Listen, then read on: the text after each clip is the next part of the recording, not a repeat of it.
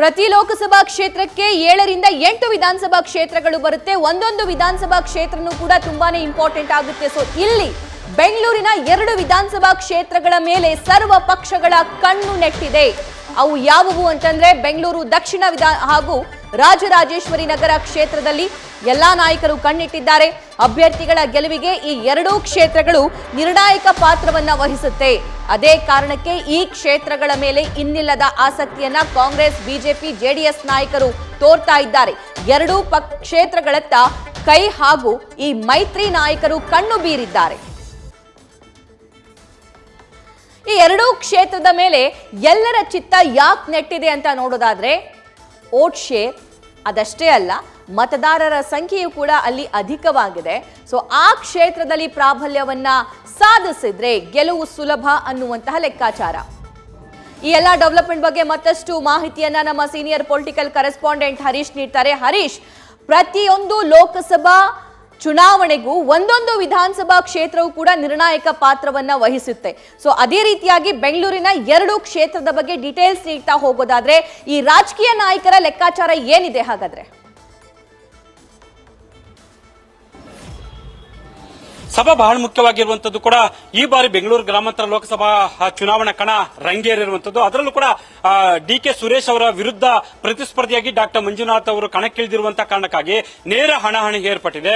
So ಈ ಒಂದು ಕ್ಷೇತ್ರದಲ್ಲಿ 8 ವಿಧಾನಸಭಾ ಕ್ಷೇತ್ರಗಳು ಬರ್ತವೆ. ಅದರಲ್ಲಿ ಪ್ರಮುಖವಾಗಿ 2 ವಿಧಾನಸಭಾ ಕ್ಷೇತ್ರಗಳು ಕೂಡ ಕಾಂಗ್ರೆಸ್ ಮತ್ತೆ ಬಿಜೆಪಿ, ಜೆಡಿಎಸ್ ಮೈತ್ರಿ ಪಕ್ಷಗಳಿಗೆ ಅದು ನಿರ್ಣಾಯಕ ಆಗಿದೆ ಅನ್ನುವಂತ ಲೆಕ್ಕಾಚಾರ ಕೂಡ ಈಗ ಗೊತ್ತಾಗ್ತಾ ಇರುವಂತದ್ದು. ಒಂದು ರಾಜರಾಜೇಶ್ವರ ನಗರ ವಿಧಾನಸಭಾ ಕ್ಷೇತ್ರ, ಜೊತೆಗೆ ಬೆಂಗಳೂರು ದಕ್ಷಿಣ ವಿಧಾನಸಭಾ ಕ್ಷೇತ್ರ.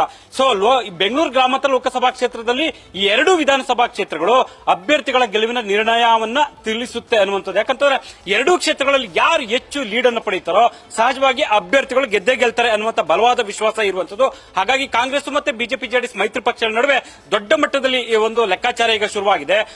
ಬಹಳ ಮುಖ್ಯವಾಗಿರುವಂತದ್ದು ಇಲ್ಲಿ ಕನಕಪುರ, ಮಾಗಡಿ, ಚನ್ನಪಟ್ಟಣ, ಕುಣಿಗಲ್ ಆಗಿರ್ಬೋದು, ಸೊ ರಾಮನಗರ, ಸೊ ಈ ಎಲ್ಲ ಕಾನೇಕಲ್ ಸೇರಿದಂತೆ ಒಟ್ಟು 8 ವಿಧಾನಸಭಾ ಕ್ಷೇತ್ರಗಳಿದ್ದಾವೆ.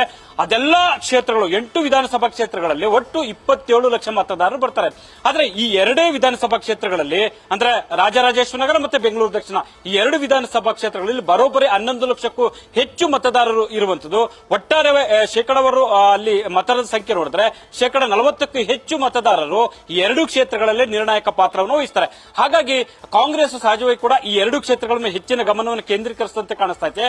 ಸೊ ಬಿಜೆಪಿಯ 2 ಭದ್ರಕೋಟೆ ಆದ್ರೂ ಕೂಡ ಸೊ ಬಿಜೆಪಿ ಮತದಾರನ ಹಿಡಿದಿಟ್ಟುಕೊಳ್ಳುವ ಲೆಕ್ಕಾಚಾರವಾದ್ರೆ ಈ ಕಡೆ ಕಾಂಗ್ರೆಸ್ ಹೆಚ್ಚು ಮತಗಳನ್ನ ಕೀಳಬೇಕು ಅನ್ನೋ ಲೆಕ್ಕಾಚಾರದಲ್ಲಿ ಇದ್ದಂತೆ ಕಾಣಿಸ್ತಾ ಇದೆ. ಹಾಗಾಗಿ ಈ 2 ಕ್ಷೇತ್ರಗಳ ಮೇಲೆ ಹೆಚ್ಚಿನ ಕಣ್ಣನ್ನಿಟ್ಟಿರುವಂತದ್ದು.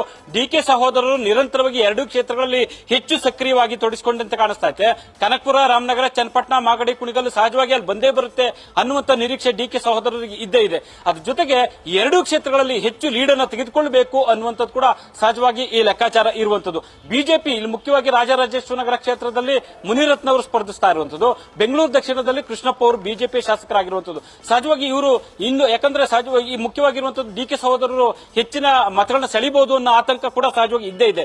ಹಾಗಾಗಿ ಇಬ್ಬರು ಶಾಸಕರ ಜವಾಬ್ದಾರಿ ಕೂಡ ಈಗ ಬಿಜೆಪಿ ನಾಯಕರು ಕೊಟ್ಟಿರುವಂತದ್ದು. ಹೆಚ್ಚು ಲೀಡ್ ಅನ್ನ ನೀವು ಕೊಡಲೇಬೇಕು ಅನ್ನುವಂತ ಟಾಸ್ಕ್ ಅನ್ನು ಬಿಜೆಪಿ ಕಡೆಯಿಂದ ಬಂದ್ರೆ ಈ ಕಡೆ ಡಿ.ಕೆ. ಶಿವಕುಮಾರ್ ಅವರು ಸ್ಥಳೀಯ ನಾಯಕರಿಗೆ ಹೆಚ್ಚಿನ ಮತಗಳನ್ನ ಸೆಳಿಬೇಕು ಅನ್ನುವಂತ ಟಾಸ್ಕ್ ಅನ್ನು ಕೊಟ್ಟಿರುವಂತದ್ದು. ಈ ಹಿನ್ನೆಲೆಯಲ್ಲಿ ರಾಜರಾಜೇಶ್ವರ ನಗರ ಮತ್ತೆ ಬೆಂಗಳೂರು ದಕ್ಷಿಣ ಸೊ 2 ಕ್ಷೇತ್ರಗಳ ಮೇಲೆ ಸಹಜವಾಗಿ ಕಣ್ಣನ್ನು ಇಟ್ಟಿರುವಂತದ್ದು. ಸಭಾ ರೈಟ್, ಧನ್ಯವಾದ ಹರೀಶ್ ಡೀಟೇಲ್ಸ್ಗಾಗಿ. ನ್ಯೂಸ್ ಫಸ್ಟ್ ನಿರ್ಭೀತಿಯಿಂದ ನಿಮ್ಮ ಪರವಾಗಿ.